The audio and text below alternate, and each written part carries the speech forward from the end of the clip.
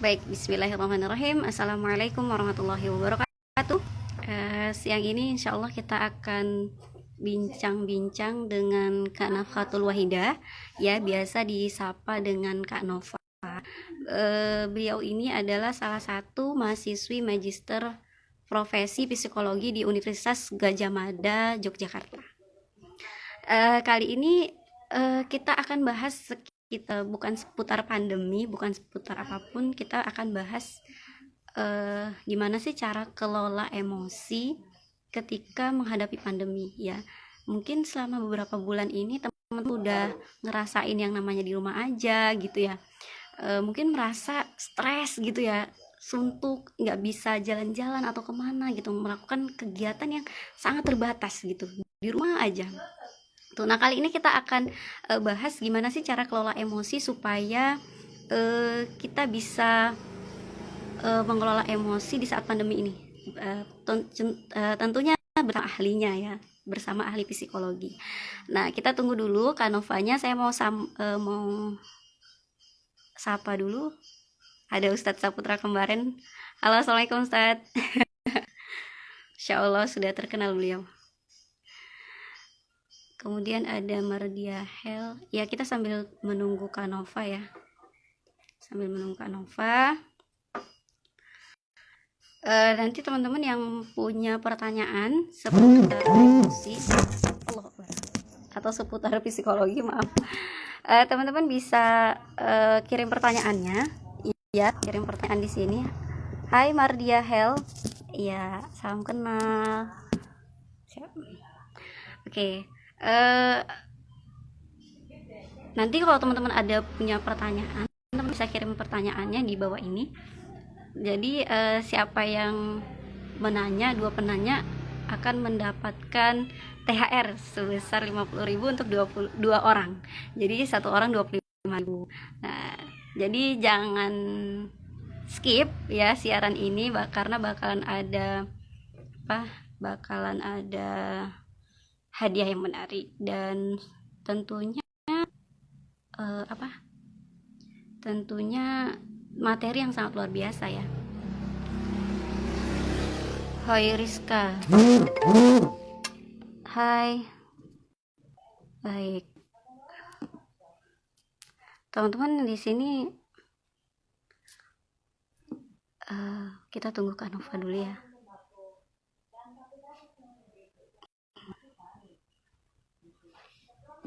Kak Nova.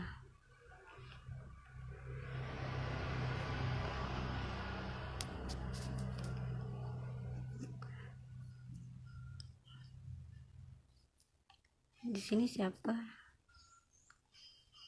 Ustadz, gimana Ustadz bulan puasa di India Ustadz?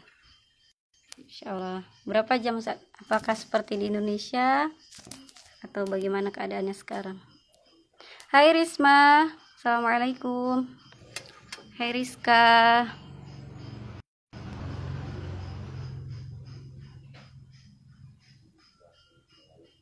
Baik.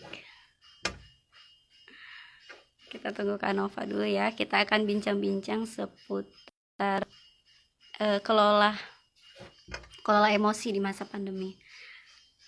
Rizka, gimana kabarnya? Surabaya aman? Aman, insya Allah.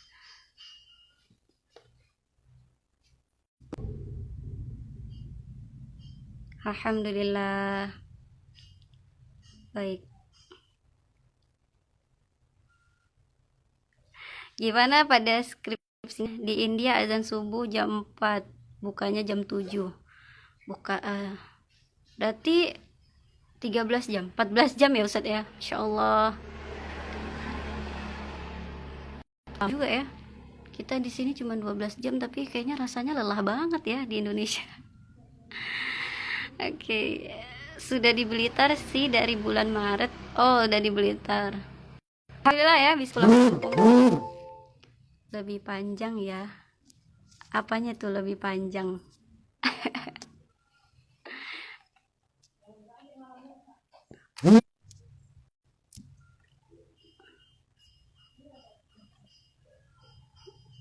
Kita tunggu Kak Nova dulu ya. Gimana Kak Nova?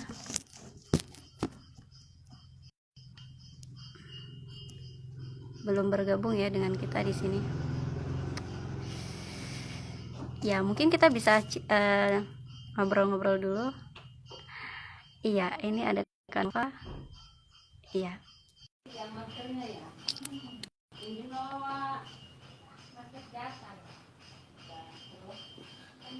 Bentar. Assalamualaikum. Salam. Waalaikumsalam, Win. Kedengeran jelas nggak ya? Kedengaran Kak? Siap. Iya.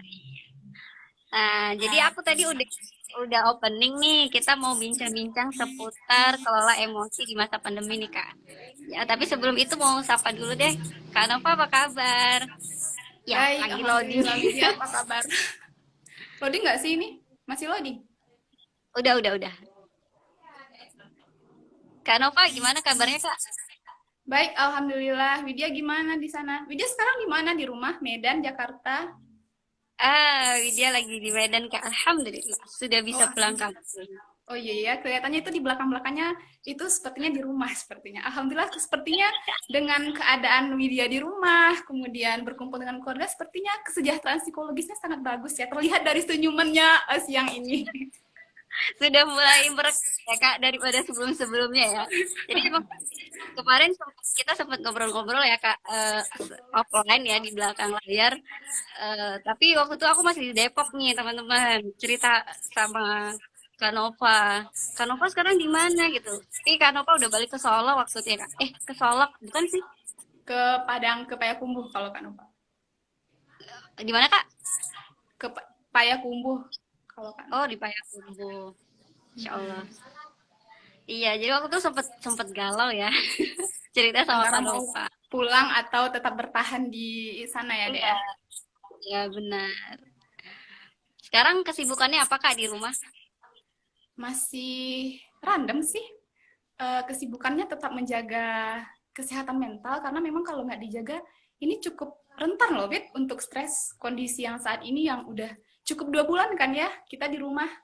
Sampai-sampai ada yang nggak sabaran untuk ke mall, padahal pemerintah masih menggalakkan untuk tetap di rumah aja. Tapi mungkin sebagian orang udah merasa cukup dengan 2 bulannya. Jadi ya kesibukan kakak sekarang adalah menjaga kesehatan mental agar tetap waras dan sehat dalam keadaan seperti ini. Ini kan mental ya Kak sekarang, itu kan mental. Oh iya, iya mental. Fisik juga perlu sih, karena memang kalau fisiknya juga nggak sehat juga bisa rentan kan. Tapi kuliah masih on ya Kak? Masih, alhamdulillah. Widya gimana WFH-nya? WFH-nya sudah selesai dari 15 Ramadan kemarin ya, karena emang kalau di rumah Quran kan emang biasanya itu kita sampai 15 Ramadan udah libur gitu. Udah Jadi off ya, ini walaupun di rumah tetap kemarin tetap setoran tapi sampai di 15 Ramadan. Oh gitu. Berarti sekarang libur ya berarti? Sekarang sudah libur, alhamdulillah. Alhamdulillah. Selamat datang buat Ya, teman-teman yang bergabung juga. Ada Mbak Ima, ada Rahmat Afandi, Memet. Ya gimana? Iya. Nah, jadi teman-teman nanti kita sejam ke depan akan ngobrol sama Kak Nova. Teman-teman yang mau bertanya seputar psikologi atau seputar pengelolaan kelola emosi di masa pandemi ini, teman-teman bisa mengajukan pertanyaannya. Jadi nanti 2 pertanyaan terbaik akan kita kasih THR nih, Kak Nova. Wah, Masya Allah ya. Wow, Masya Allah banget ya. Dapat THR juga ya sekalian. Udah bisa nanya, sudah juga bisa sama sharing juga ya. Kita terus juga dapat THR, bener. Kreatif. Ya, jadi Kak, Mbak Yoma. Selama pandemi ini, kalau dari Kak Nova sendiri gimana? Iya sih, sebenarnya juga butuh adaptasi ya, ya. Nah, sekarang Mbak Nova juga mau tanya nih sama Widya. Dulu, ini kan juga perubahannya juga cepat ya, cepat. Kemudian juga nggak disangka-sangka ya perubahan yang terjadi di 2 bulan terakhir ini. Nah, di awal-awal itu ada informasi mengenai COVID ini udah ada di Indonesia. Maksudnya itu bahwa ada pasien yang terdeteksi COVID di Indonesia gitu. Mungkin kita sebelumnya 3 bulan sebelumnya mungkin kita hanya mengenal itu di Wuhan gitu. Terus kemudian kita juga lihat-lihat di Instagram atau di media sosial lainnya bahwa oh ada satu virus yang sebenarnya udah lama, juga udah ada lama. Namun di Wuhan itu memang ini banget ya, sampai-sampai itu korbannya itu sangat meningkat cepat kayak gitu. Nah, ternyata yang kita lihat di media sosial, yang kita perhatikan di media sosial, ternyata itu hadir secara cepat di Indonesia kayak gitu. Benar-benar. Kemudian ada orang, awalnya 3 orang ya yang positif COVID ya. Nah, Awalnya kemudian itu 2 orang kan? 2 orang ya. 2 orang yang positif COVID. Kemudian dalam hitungan minggu bahkan itu bisa meningkat sampai ratusan kayak gitu. Nah, Benar, itu benar. kan jadi tidak hanya mengenai korban, tidak hanya mengenai pasien COVID yang begitu meningkat, tiba-tiba perubahan besarnya lagi adalah beberapa tempat di lockdown. Kalau kakak sih di Jogja kemarin itu beberapa gang langsung di lockdown kayak gitu, Wit. Nah, kemudian juga pemerintah udah mulai menggalakkan bahwa untuk kita tetap di rumah aja kayak gitu. Jadi ada perubahan yang begitu besar, begitu cepat terjadi. Nah, Widya menanggapi itu kemarin gimana? Iya. Apa yang Widya rasakan pas pertama kali mendengar bahwa wah ini apa sih, maksudnya prediksi Widya di awal kalau mengenai COVID itu gimana sih kayak gitu? Iya, jadi kan di awal itu ketika presiden itu mengumumkan apa ya, pasien COVID itu kan apa ya, pertengahan Maret kalau nggak salah ya, pertengahan Maret, Iya. dan itu sempet shock juga ya, karena asalnya dari Depok gitu, dan aku pada Oh waktu itu iya kan di benar. Depok, jadi Iya emang iya deket iya. banget gitu loh, dan rumah sakitnya tuh emang deket banget. Dan seminggu yang lalu itu aku baru baru dari ITC ya, baru belanja, jadi kayak wah aku kena nggak ya gitu, jadi kayak Ada rasa jadi was. khawatir juga ya? Iya, jadi emang terus setelah itu aku sih masih biasa aja Kak waktu itu. Shocknya mungkin karena terlalu dekat ya jaraknya. Cuman nggak menyangka bahwasanya bisa sampai sedrastis itu loh naiknya gitu.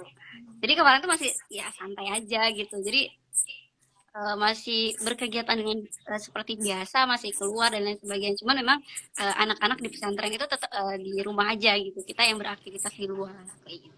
Oh iya kan, berarti ada rasa cemas juga ya kemarin, cemas, Iya, khawatir kayak gitu ya. Karena emang itu juga iya, respon awal sih, Wit.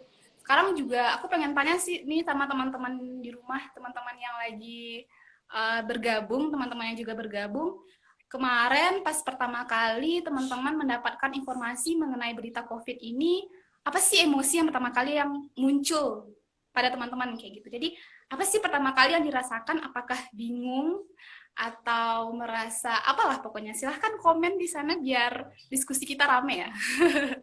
bener, bener, Nah bener. jadi Ya, interaktif. sebenarnya iya, jadi nggak hanya kita aja ya, jadi teman-teman juga bisa diskusi bareng kita itu melalui komentar itu. Jadi apa sih teman-teman rasakan pertama kali ketika mendapat atau mengonsumsi berita mengenai COVID ini yang ada di Indonesia gitu. Nah, kemudian sebenarnya mengenai itu semua, mengenai COVID ini terjadi, sebenarnya wajar sih yang kita rasakan itu mungkin adalah pertama kali itu cemas. Kemudian kita khawatir apakah apakah kita bisa tertular dengan virus ini kayak gitu. Kemudian kita juga merasa was-was, kita juga merasa takut gitu. Jadi ada banyak perasaan-perasaan yang negatif muncul, kemudian bergabung menjadi satu dan akhirnya membuat kita stres sendiri gitu. Dan lagi-lagi itu hanya berputar-putar di kepala kita gitu. Belum tentu itu terjadi, belum tentu apa yang kita pikirkan benar-benar terjadi gitu.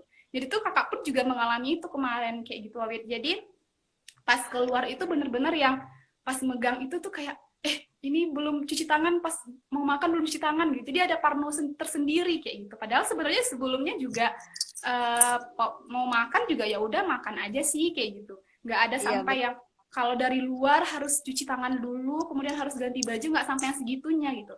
Tapi sekarang dengan ada informasi COVID tersebut, dengan ada berita-berita yang terus update mengenai COVID tersebut, jadi kita jadi aware tersendiri gitu bagi kita. Entah itu bentuk dari rasa cemas kita, entah itu bentuk dari kekhawatiran kita mengenai itu semua gitu.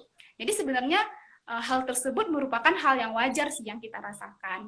Kenapa? Karena memang ada perubahan yang besar yang terjadi dalam kehidupan kita di 2 bulan terakhir ini gitu.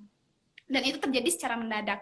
Coba teman-teman bayangkan, kita dipaksa untuk merubah 180 derajat kebiasaan kehidupan kita di 2 bulan terakhir ini.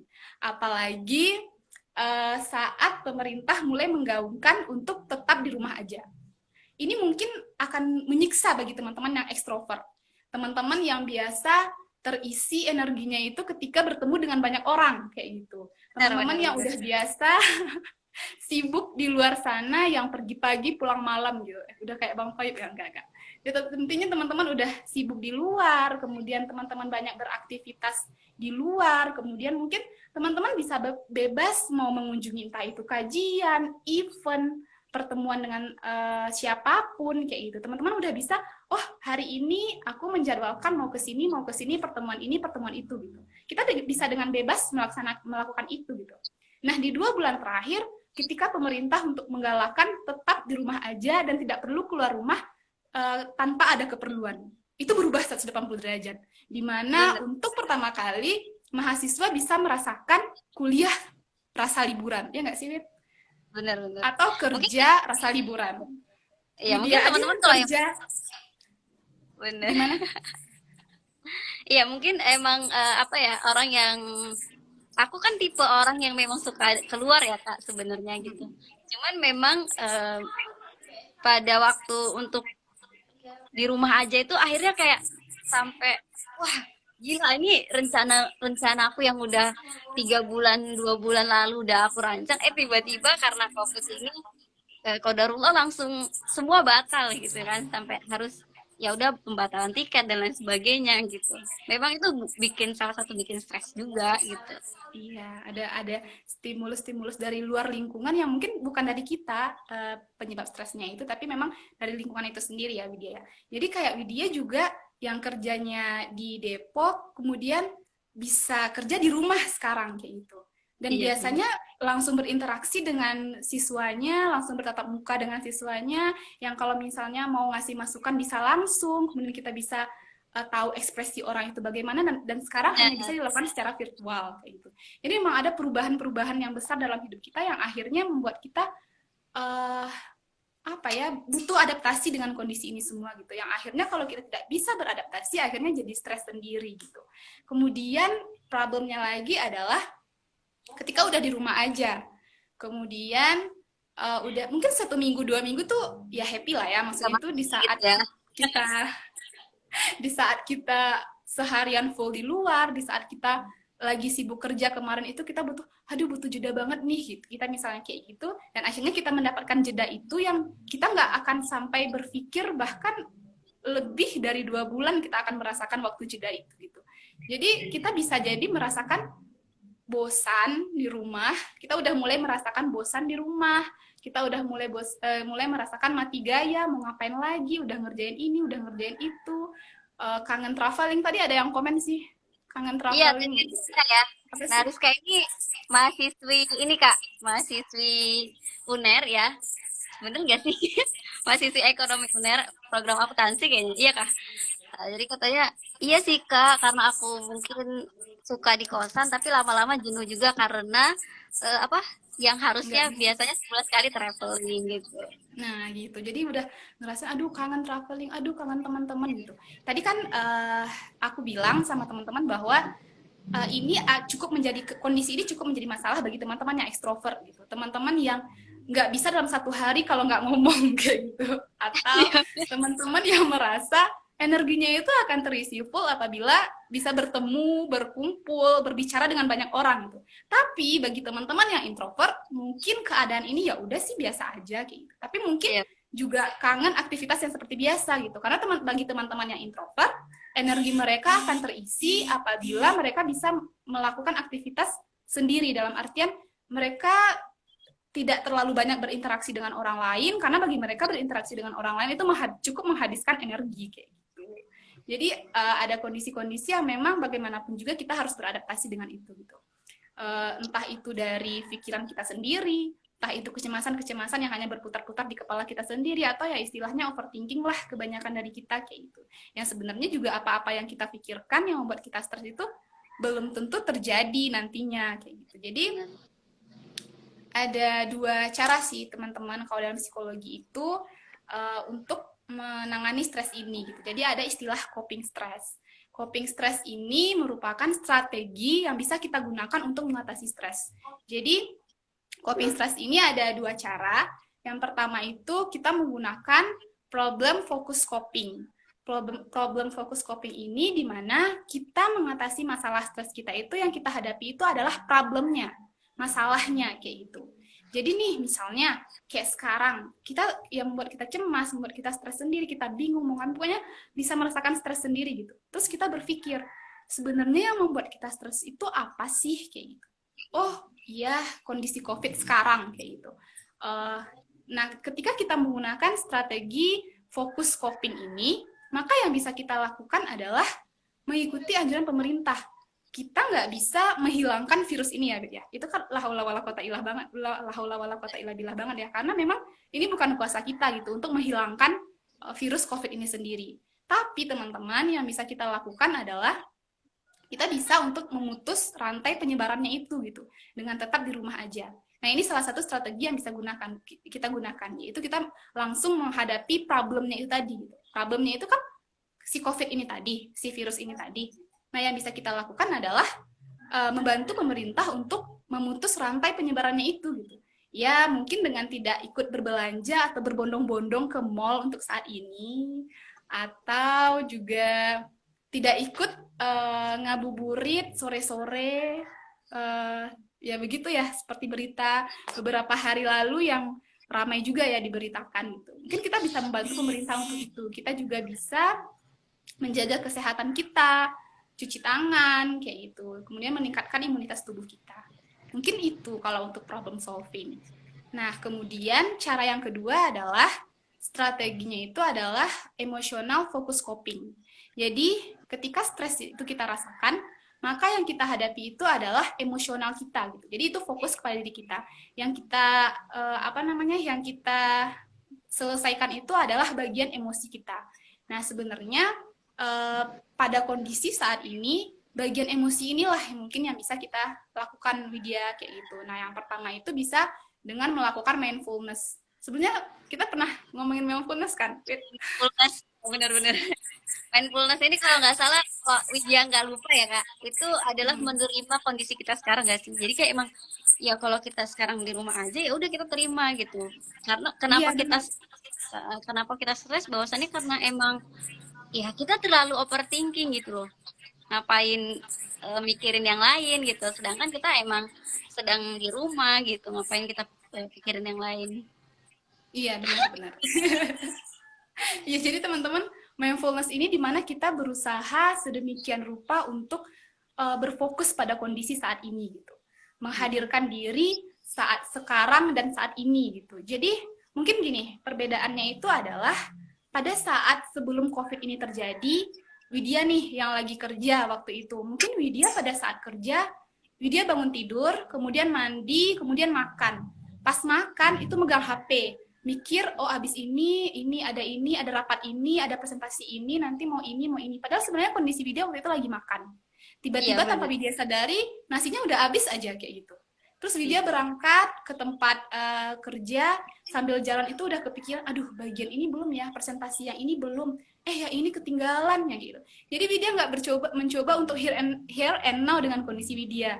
Widya nggak mencoba untuk mindfulness waktu itu. Nah, hebatnya sekarang dengan kondisi COVID ini, coba deh teman-teman untuk mindfulness itu tadi gitu, mencoba menghadirkan diri di kondisi saat ini. Jadi nggak berpikir tentang kemarin, atau berpikir tentang masa lalu, atau berpikir tentang besok atau masa depan gitu, meragukan hal-hal yang mungkin belum terjadi, tapi cukup berpikir tentang hari ini gitu. Misalnya nih kayak Kak Nova, ada beberapa hal yang tertunda, salah satunya itu mungkin tesis gitu. Dengan Kak Nova pulang itu kan juga terkendala ya, tapi ketika Kak Nova memilih untuk mindfulness, maka yang Kak Nova pikirkan adalah saat ini. Ketika Kak Nova berbicara dengan Widya, ya udah, Kak Nova hanya berpikir, ini tentang berbicara, kita bisa sharing hari ini, Kanova juga bisa bertemu Widya secara virtual, kemudian juga bertemu dengan teman-teman di rumah, kemudian juga bisa bersama keluarga gitu. Jadi nggak memikirkan pas lagi ngomong, pikiran Kak Nova itu bukan lagi tentang hari ini mau masak apa ya, oh abis ini mau masak bakwan tapi bawangnya belum dibeli, kayak gitu. Jadi memang benar-benar mencoba untuk menghadirkan diri di sini dan saat ini gitu teman-teman. Jadi nggak Iya. usah dulu mikir yang lain-lain dulu, tapi coba nikmati momen-momen saat ini gitu. Mungkin sejarah akan berulang, tapi satu momen yang persis itu tidak akan sama berulang gitu. Iya. Dan salah satu penelitian juga menunjukkan bahwa orang-orang yang berhasil melakukan mindfulness dalam kehidupan sehari-harinya itu mereka bisa melakukan kehidupan lebih efektif dibandingkan orang-orang yang nggak mindfulness. Mungkin kalau dalam Islam, mindfulness itu juga bisa bentuknya itu berzikir kepada Allah, menghadirkan diri, kayak kita berzikir atau sholat. Itu kan benar-benar kita menghadirkan diri pada saat itu. Allah lagi di situ ya bersama kita. Kita lagi ngadep Iya, sama Allah benar. gitu. Benar-benar Bener. saat itu dan hari itu juga gitu. Jadi kita nggak mikir ketika kita mengatakan Allahu Akbar, aduh gorengan, aduh itu kompor belum dimatiin, gitu loh. Jadi kita Itu nggak mikir yang itu contoh mindfulness banget ya Kak. iya, Oke. contoh mindfulness banget kalau dalam Islam teman-teman. Jadi kita benar-benar mengadakan ketika kita berkata, ketika kita bertakbir Allahu Akbar, kita benar-benar merasakan Allah itu maha besar kayak gitu. Jadi memang setiap gerakan sholat, setiap zikir itu benar-benar kita rasakan kayak gitu. Nah, kita bisa ambil itu di kondisi COVID saat ini gitu. Apapun yang sedang aktivitas kita lakukan, ya udah kita coba aja untuk here and now gitu, mencoba untuk hadir sekarang dan saat ini gitu. Mungkin kalau di agama Buddha itu bisa disebut dengan meditasi kayak gitu. Kemudian kalau di agama Kristen mungkin bisa disebut dengan sembahyang kayak gitu. Nah, kemudian cara kedua yang bisa kita lakukan adalah istilahnya itu kalau dalam psikologi katarsis, teman-teman. Jadi katarsis ini merupakan salah satu usaha yang bisa kita lakukan untuk mengalihkan emosi-emosi negatif yang kita rasakan gitu, untuk mengalihkan perasaan-perasaan cemas, perasaan-perasaan overthinking kita, dan stres kita ini sendiri gitu. Jadi kita bisa mengalihkan hal tersebut gitu. Bukan berarti kita menolak ya, karena emang emosi itu harus diterima terlebih dahulu. Tetapi setelah kita terima, kita sadari, maka yang bisa kita lakukan selanjutnya itu adalah katarsis. Katarsis ini bentuknya itu adalah pengalihan. Mungkin teman-teman bagi teman-teman yang suka masak, mungkin bisa coba menu-menu baru. Atau teman-teman yang suka nulis, mungkin bisa menuliskan apa yang teman-teman rasakan hari ini, momen-momen yang teman-teman rasakan hari ini gitu. Sederhananya aja deh, teman-teman. Bro, kayak aku bisa buat acara virtual seperti ini. Nah, Masya Allah ini loh. Jadi ini salah satu bentuk katarsis, Wit. Gitu. Jadi kayak daripada... Gimana? Iya bener, sebenarnya kayak aku suka nerima teman-teman, nah isi kajian ini ya, isi kajian itu, atau aku create event sendiri itu memang sebenarnya ada bentuk pengalihan supaya aku kayak nggak kosong-kosong banget gitu loh gitu. Emang pasti bahkan ada bantahan ya, kan bisa ini, bisa tilawah, bisa lain sebagainya gitu. Emang gitu, cuman kan kita punya waktu 24 jam yang memang sangat bagus jika kita dampingan dan terus sama Al-Quran. Tapi di masa pandemi ini memang pasti ada, yaitu tadi perasaan yang aduh aku di rumah aja nih harus ngapain gitu kan, lihat handphone notif nggak ada, back lagi gitu daripada scroll yang nggak bagus gitu kan ya, karena memang kita tilawah pun harus membutuhkan jeda kan, kita nggak boleh bukan nggak boleh, sebenarnya boleh, tapi pasti manusia punya rasa jenuh ya, walaupun memang Al-Quran itu obat memang, tapi emang kita butuh jeda gitu kan. Mungkin di jeda itu daripada stalking IG yang nggak bermanfaat, ya mendingan aku sih ngalihinnya seperti ini gitu. Jadi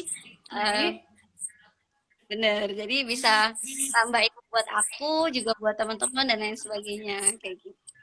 Iya benar, jadi ini salah satu bentuk katarsisnya ini. Sebenarnya katarsis ini ada bentuk yang positif, ada bentuk yang negatif. Nah, yang Widya ceritain ini adalah salah satu bentuk katarsis yang positif gitu. Kita bisa mengalihkan kecemasan-kecemasan kita itu dengan hal-hal yang positif gitu. Iya, entah itu berkebun, entah itu kayak Widya mengadakan kegiatan gitu. Tapi masih ada gitu teman-teman yang kita, bahkan kakak sendiri pun juga kadang lebih mengikuti ego sendiri, dalam artian melakukan katarsis yang lebih negatif. udah tahu nih cemas, udah tahu nih stres, udah tahu nih emosi negatifnya itu banyak, tapi malah memilih untuk tidur-tiduran, lebih memilih untuk main apa IG yang dan membuka apa ya web-web yang mungkin hanya akan membuat kita semakin overthinking atau bahkan lebih parahnya lagi membandingkan diri dengan orang lain kayak gitu. Udah tahu seperti itu tapi masih aja mengarahkan kepada hal-hal yang seperti itu gitu. Padahal sebenarnya kita bisa mengarahkan Apalagi aku pernah gini nih Kak. Jadi aku dulu sebelum balik ke Medan itu kayak aduh aku ngapain ya gitu. Habis ngajar aku ngapain gitu. Capek gitu kan, maksudnya mau cari hiburan gitu. Nah, ketika aku buka Instagram itu pasti ada pemberitaan yang sangat buruk gitu. Jadi kayak pasien COVID nambah sekian ratus orang tuh jadi kayak wah gila itu pasien makin bertambah itu gimana gitu. Jadi emang akhirnya aku pernah memutuskan untuk off sampai bahkan menghapus Instagram supaya terhindar dari berita-berita yang selalu negatif yang ditawarkan gitu. ya menjaga mental tetap waras ya Bid ya. Nah itu benar sih kata Widya. Nah salah satu itu tadi udah mindfulness, kemudian katarsis, selanjutnya itu mencari social support. Nah ini sih salah satu saran untuk teman-teman yang ekstrovert, teman-teman yang stres dengan kesendiriannya hari ini. Nah gitu loh bahasanya, stres dengan kesendirian. Kemudian teman-teman bisa jadi mencari social supportnya itu sendiri gitu. Selain mungkin sebelumnya teman-teman bisa berhadapan, maksud itu bisa bertemu langsung dengan teman-teman yang lain, bisa beraktivitas gitu. Nah mungkin teman-teman bisa mentargetkan mungkin dalam 1 minggu bisa menghubungi 3 orang teman sekalipun gitu. 3 orang teman gitu. Jadi mungkin kita bisa berpikir juga bahwa pada saat kita bekerja, kita sibuk dengan aktivitas kita, ada orang-orang di masa lalu atau teman-teman yang SMA, teman-teman kuliah yang mungkin kita udah lama untuk nggak menyapa mereka gitu. Nah mungkin ini jadi salah satu momen kita sih sebenarnya kayak gitu. Jadi kita bisa menjalin silaturahmi lagi, kemudian kita bisa mencari social support dengan bahkan untuk video call bentar aja kayak gitu. Hanya untuk bercerita lagi ngapain aja atau intinya mencari social support yang lebih mengarahkan kita kepada hal-hal positif gitu. Karena emang kata-kata positif aja itu udah bisa ngaruh kepada moodnya seseorang bahkan kayak gitu. Nah selanjutnya batasi media sosial. Bener sih, udah bener tuh Widya yang Widya lakukan. Karena kakak juga melakukan hal tersebut, Wid. Karena memang di awal...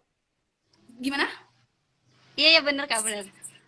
Iya, karena memang di awal kakak itu pas awal-awal Maret ya, memang berita COVID ini. Nah, itu kan juga kita punya WA. Kita punya grup WA, kita punya Instagram, kita punya media sosial yang banyak lah intinya. Kemudian satu informasi di satu grup keluar surat edaran dari kampus bahwa kampus mulai melakukan social distancing. Oke. 3 hari setelah itu keluar lagi informasi bahwa kampus tidak mengadakan lagi kuliah dan kuliah dilakukan secara daring. Oke, kampus sepi. Yang ketiga adalah semua aktivitas di kampus dihentikan. Jadi setiap informasi-informasi tersebut update terus kan di grup-grup WA. Jadi itu terkesan kayak ya Allah sampai kampus pun di lockdown, kemudian sampai gang-gang pun juga di lockdown. Ini dunia lagi kenapa kayak gitu? Maksudnya itu kayak kita mikir ini kenapa kayak gitu. Terus kemudian juga teman-teman juga yang biasanya dengan mudah datang ke kosan, tiba-tiba ibu kos bilang jangan dulu menerima tamu ya. Udahlah kita di perantauan, kita butuh support dari teman-teman. Dan sekarang kita harus menghadapinya itu sendiri gitu ya. Jadi kita kayak gitu kakak kemarin. Kemudian ya otomatis karena kakak nggak ada ke kampus, otomatis juga sering megang HP yang biasanya itu durasi menggunakan gadgetnya itu 5 jam.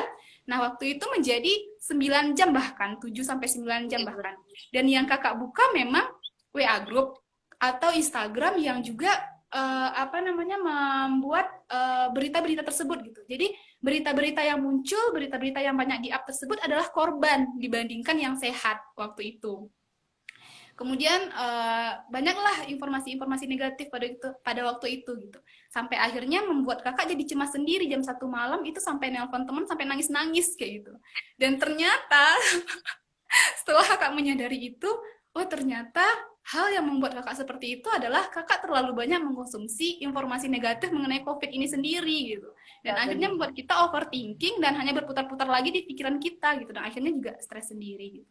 Jadi mungkin ini bisa jadi perhatian juga sih bagi teman-teman. Kita butuh tahu informasi tersebut, tapi kita juga butuh tahu sejauh mana sih kapasitas diri kita untuk bisa mengetahui, oh kita masih bisa menanggung beban informasi negatif nih kayak gitu. Kita masih bisa mengontrol emosi kita dengan informasi-informasi negatif yang segini kayak gitu.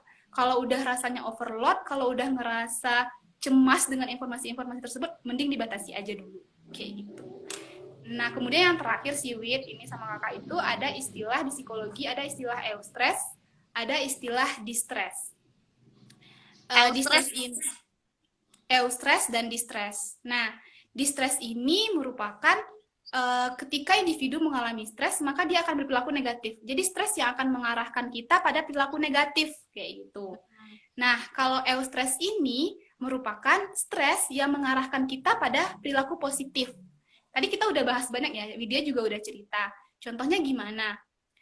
Contohnya ya sederhana kayak posisi sekarang ini, kondisi sekarang ini, di mana kita kita stres dengan kondisi seperti ini gitu, kita stres dengan perubahan besar yang terjadi dalam hidup kita, tapi ketika itu membuat kita jadi lebih produktif, misalnya kita bisa masak hal baru, menu resep baru, kita bisa bercocok tanam, Widya juga membuat ini kegiatan-kegiatan seperti ini, maka ini udah bisa disebut dengan eustress gitu. Jadi stresnya itu udah teralihkan ke hal yang positif gitu.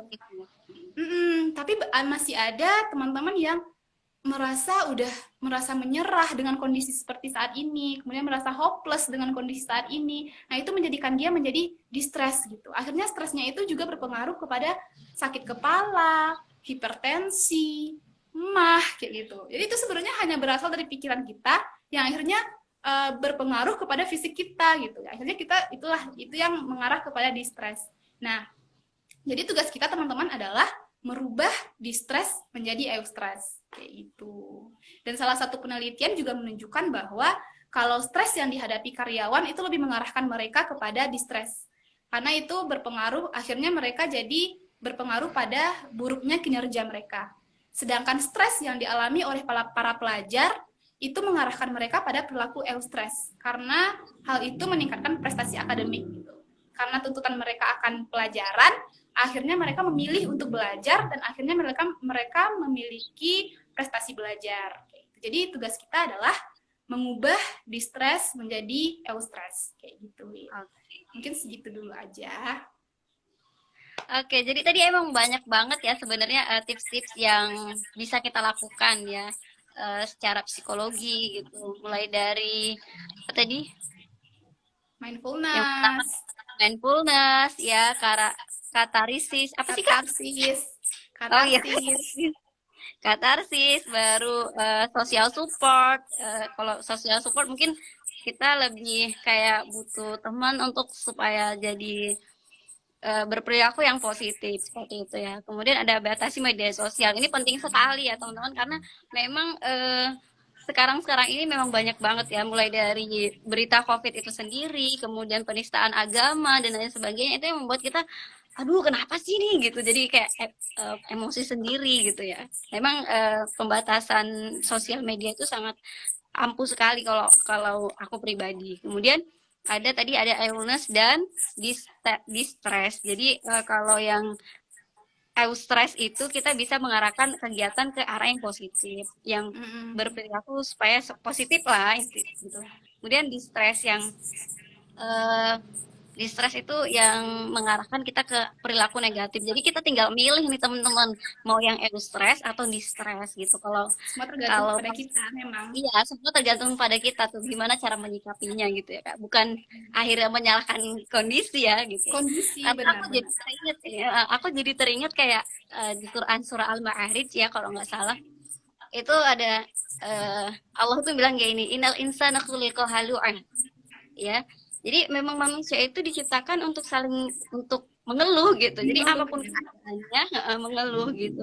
Dulu mungkin ya kayak yang ada di meme-meme sekarang tuh kayak dulu pengen ya Allah kapan sih tanggal merahnya gitu. Betul. Sekarang semua tanggal merah kayak merasa kapan sih masuk kuliahnya gitu. Stres banget dua bulan di rumah gitu. Mungkin ada di salah satu sisi yang benar kayak tiba-tiba dulu kita kepengen ini akhirnya Allah ijabah gitu kan. Dulu pengen mungkin pengen di rumah aja gitu, pengen berkegiatan di rumah, kerja serasa di rumah gitu, serasa liburan gitu kayak pengusaha-pengusaha yang lain. Nah sekarang terbukti nih Allah langsung ijabah gitu.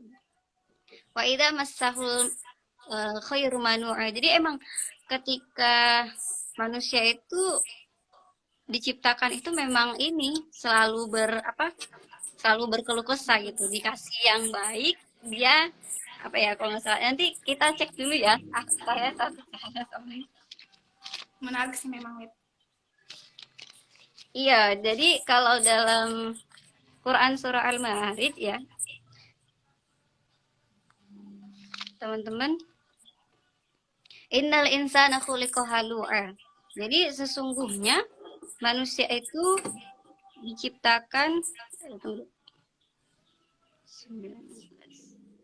sungguh manusia diciptakan bersifat suka mengeluh. Ya, jadi dengan adanya COVID ini banyak manusia yang mengeluh kayak gitu. Kemudian idza massahu syarru jazua.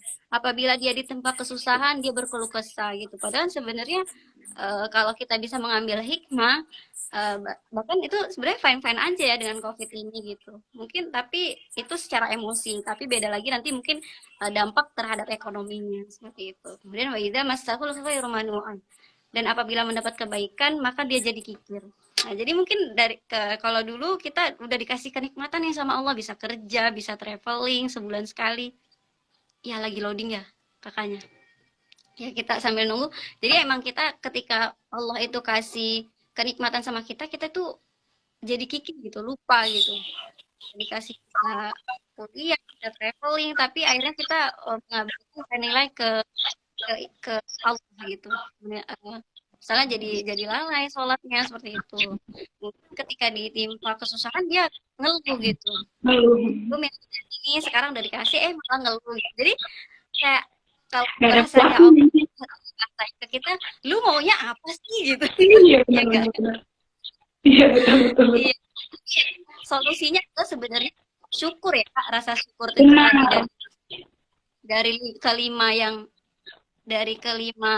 tips tadi itu sebenarnya kalau dijadikan satu secara Islamnya adalah syukur ya. Iya, benar. Jadi ketika kita bersyukur maka Allah akan tambah nikmat kita gitu. Nah, jadi mungkin kita sekarang ini ya Kak, kita coba diskusi sama teman-teman nih, tadi sudah mulai banyak pertanyaan. Ya, dari Iris Rizka. Menurut Kak Nova, gimana cara memanage agar kita nggak overthinking Kak dalam segala hal?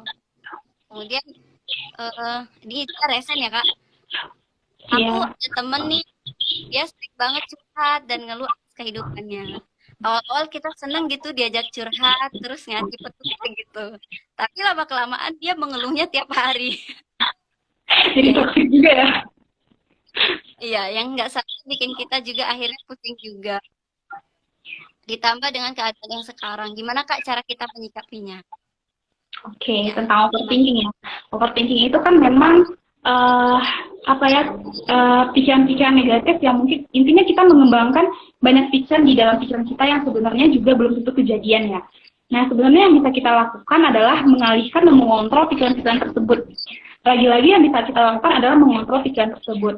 Kalau misalnya kita pribadi yang mengalami pikiran negatif tersebut, maka kita bisa menuliskan apa sih sebenarnya yang buat kita berpikir seperti itu. Jadi coba deh kita tulis apa-apa aja pikiran yang kita rasakan pada hari itu. Nah, sebenarnya mengenai overthinking ini sebenarnya juga masuk ke dalam bagian emosi, Iriska juga masuk kepada bagian emosi yang sebenarnya hal tersebut juga nggak bisa proses terjadinya di otak itu juga nggak bisa kita kontrol karena memang itu juga terjadi karena entah itu karena situasi, entah itu karena memang hormon kayak gitu. Jadi memang secara otomatis terjadi di otak kita. Nah, yang bisa kita lakukan adalah mengontrol pikiran-pikiran tersebut gitu. Nah, terus yang Eriska bilang itu, yang ada teman yang cerita tapi kerjaannya ngeluh terus dan akhirnya juga membawa kita juga jadinya berasa negatif juga ya karena terima keluhan terus kayak gitu. Nah sebenarnya kakak juga sering sih kayak gitu. Ya, maksudnya juga Konsekuensi sebagai psikolog gitu sih. iya bener. Udah bahagia kan Opa, Anova lagi apa? Kosong nggak? Iya kosong mau curhat gitu kan. Ternyata juga oke kayak gitu. Jadi sebenarnya juga yang kakak rasakan adalah ketika kakak menerima informasi tersebut memang juga itu pertama mental harus siap menerima informasi tersebut gitu. Kemudian yang kedua yang perlu kita pahami adalah mungkin memang orang tersebut memang mengalami pikiran-pikiran negatif tersebut dan memang butuh ruang untuk menceritakannya gitu. Nah, kita sebagai pendengar ya memang tugasnya itu adalah untuk mendengarkan itu gitu. Jadi kita uh, hearing bukan listening, bukan apa kita benar-benar mendengarkan kayak itu. Jadi mendengarkan bahkan orang itu juga kadang nggak butuh solusi, tapi hanya butuh mengeluh kayak gitu. Hanya butuh tempat untuk mengeluh. Jadi nggak butuh solusi, bahkan solusinya juga ada di pikiran dia bahkan gitu. Mungkin yang bisa Eriska lakukan adalah ketika dia udah selesai bercerita, ketika dia udah selesai mengeluh dengan kondisi-kondisinya dia, mungkin menulis lagi apa sih yang dia keluhkan gitu. Kondisi-kondisi yang dia keluhkan. Jadi itu ada kondisi negatifnya dia.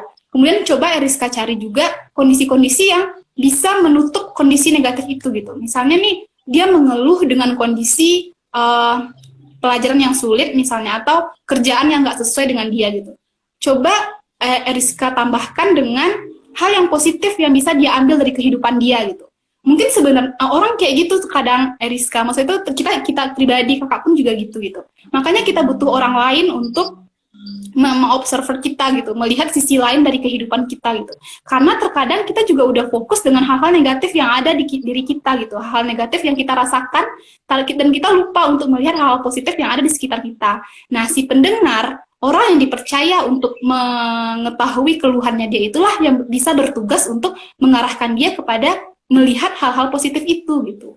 Pun sama sih sebenarnya ketika orang yang mengalami stres dan stresnya itu udah berat, mungkin sampai depresi, mungkin udah sampai yang berpengaruh kepada mood dia, maka yang mungkin bisa dia lakukan adalah datang ke profesional gitu, entah itu ke psikolog, entah itu orang-orang yang dia percaya gitu, karena memang butuh bantuan dari orang-orang lain gitu. Jadi beruntung sebenarnya Eriska dipercaya untuk bisa mendengarkan keluhan itu, tapi juga Eriska juga pasti tahu kapasitas diri Eriska dalam menerima informasi-informasi negatif atas itu gitu. Jadi bisa dibatasi sesuai dengan kemampuan Eriskanya sendiri kayak gitu. Iya, emang kadang apa ya Kak,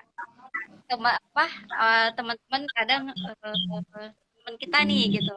Masa percaya sama kita. Padahal sebenarnya kita juga merasakan apa yang sebenarnya dia keluhkan gitu. Cuman Iya benar-benar.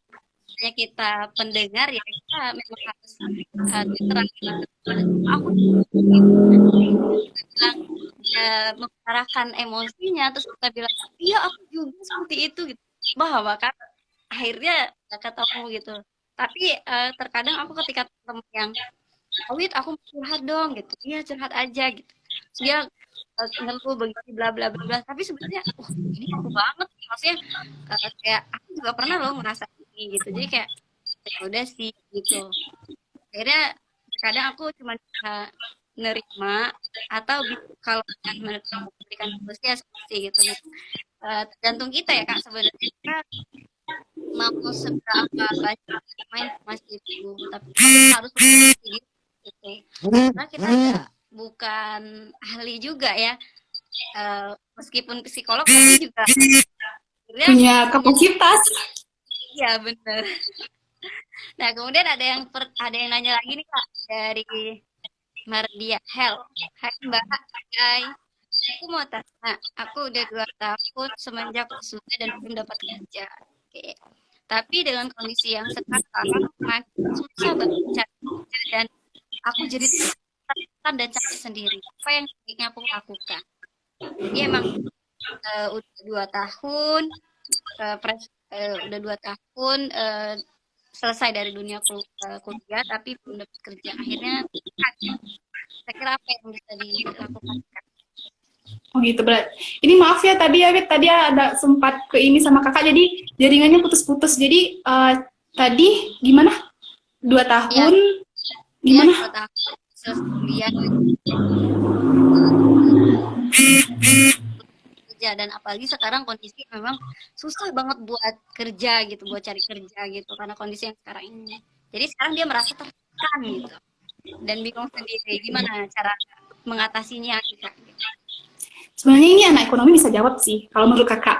Anak ekonomi bisa jawab banget ini, karena ini memang bahannya ekonomi banget. Karena memang, iya sih, kakak paham banget sih 2 tahun. Kakak aja tuh yang pas waktu S1 baru tamat, terus 1 bulan nganggur di rumah tuh udah merasa, aduh aku ini nggak berguna, aduh kok bisa kayak gini, gitu-gitu loh. Udah yang overthinking banget gitu. Itu kan ekspektasi kita ya, ekspektasi kita habis tamat kita bisa kerja, kemudian pekerjaannya juga benefit lah atau apalah dengan ekspektasi-ekspektasi kita gitu. Sebenarnya ada banyak hikmah sih di balik itu. Dan itu tadi sebenarnya kita dengan kondisi mungkin kita belum bekerja, tapi kita bisa mengalihkan ke kegiatan-kegiatan yang akan mendukung kita di dunia kerja nanti gitu. Entah itu ikut pelatihan, entah ikut apa gitu. Jadi intinya jangan berhenti di statement bahwa kita belum bekerja gitu. Padahal sebenarnya banyak yang bisa kita lakukan. Tambahin dong, Bu. Kalau secara ekonomi tuh kita bisa jualan di banyak lah ya. Gimana tuh? Iya sebenarnya. Masalah pekerjaan ini gitu. Pemasukan juga, perekonomian juga. Iya, mungkin apa ya? Mungkin teman-teman kebanyakan ya kalau dari teman-teman aku yang kayak ekspektasi fresh graduate itu pengennya kerja di kantoran ya, pakai dasi, pakai blazer yang wow banget gitu. Memang kita terlalu, kalau menurut aku sih kita terkadang terlalu tinggi dalam berekspektasi gitu ya, terlalu tinggi dalam berekspektasi. Jadi seperti yang halnya ketika kita berekspektasi tinggi tapi akhirnya tidak ada yang tercapai, itu kayak merasa ya kok gini banget ya hidup gua gitu. Jadi kita yang perlu ditekanin adalah sebenarnya tidak boleh terlalu berekspektasi tinggi ya, apalagi terhadap dunia seperti itu. Kalau aku melihatnya, kalau misalnya nggak ada kerjaan, apa ya? Aku mungkin juga ini gimana? Kalau aku sih mungkin apa ya, lebih kayak bisa mungkin coba-coba apa cari kegiatan yang memang misalnya positif, bisa ke sosial atau yang lain sebagainya kayak gitu. Jadi walaupun tidak berapa, intinya kita bangun jaring dulu, yang pada akhirnya itu menemukan kita dengan sebuah pekerjaan gitu. Jadi emang di aku memang di awal setelah selesai kuliah itu memang tidak berekspektasi, bahkan tidak pernah berkeinginan untuk bekerja kayak di bank atau di perusahaan-perusahaan yang mana gitu. Cuman akhirnya walaupun ada pikiran seperti itu, karena aku merasa aku belum pantas dalam hal itu gitu, belum bisa mengukur lah diri aku sendiri, aku bisa nggak sih di instansi atau di perusahaan-perusahaan yang seperti itu gitu. Jadi emang kita bisa mengukur diri, kemudian ya hal-hal yang positif, membangun jaringan, sehingga kita akhirnya punya ide, bukan ketika kita jaringan teman-teman bisa langsung kayak buat ini aja yuk gitu, akhirnya seperti itu gitu. Jadi ya itu, kalau misal tadi yang nanya Mas atau Mbak ya? Ya aku juga nggak tahu nih. Mas kayaknya gak.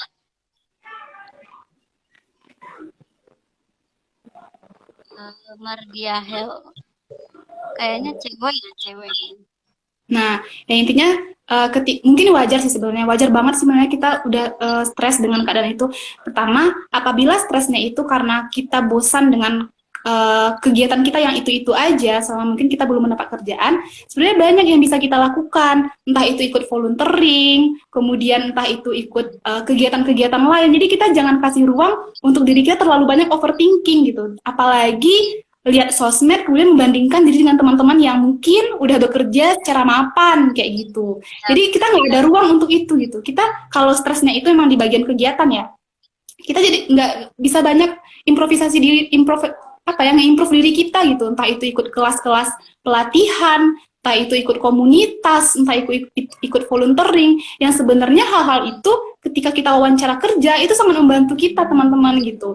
Nah kemudian apabila stresnya itu di bagian ekonomi, kalau menurut aku sih ada hadis yang mengatakan bahwa silaturahmi itu memperluas rezeki gitu.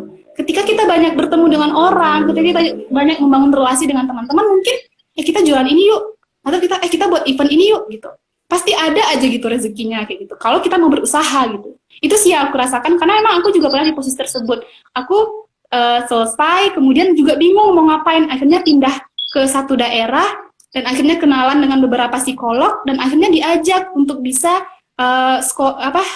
melakukan psikotes waktu itu gitu. Jadi ada banyak rezeki yang nggak disangka-sangka gitu. Jadi tapi intinya memang kita harus bergerak, kita harus melakukan sesuatu, take action, dan nggak meratapi nasib aku belum bekerja kayak gitu. Karena memang sekarang kerja juga nggak harus kerja kantor atau PNS gitu, banyak banget pekerjaan-pekerjaan yang mungkin bisa kita lakukan kayak gitu. Iya.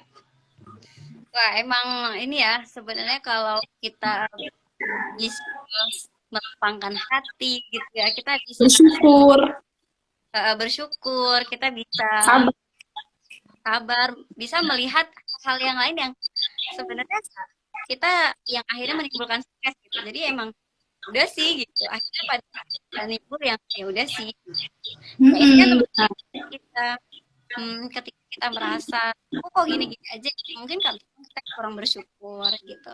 Atau dari segi ekonomi kayak wah aku pendapatan nggak nambah-nambah. Mungkin karena kita kurang ikhtiar gitu. Kan emang sebenarnya rezeki itu sudah dituliskan ya sama Allah gitu. Cuman gimana caranya jemput itu sendiri, bahkan jodoh pun seperti itu ya Kak. Betul sekali, Wit. Jadi nggak hanya